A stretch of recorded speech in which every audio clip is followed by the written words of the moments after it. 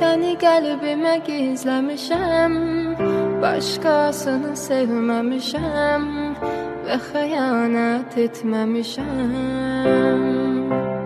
Amma sən ürəyimlə oynamısan, ağır olsa da duymalısan, mənim ən böyük yanlışımsan. Ağlama, ürək o buna layiq deyil, inan. Tərk edən sonunda peşman olur hər zaman. O sənə yaşatdıqlarını özü yaşamadan, ruhunu alıp giden değildir bu dünyadan.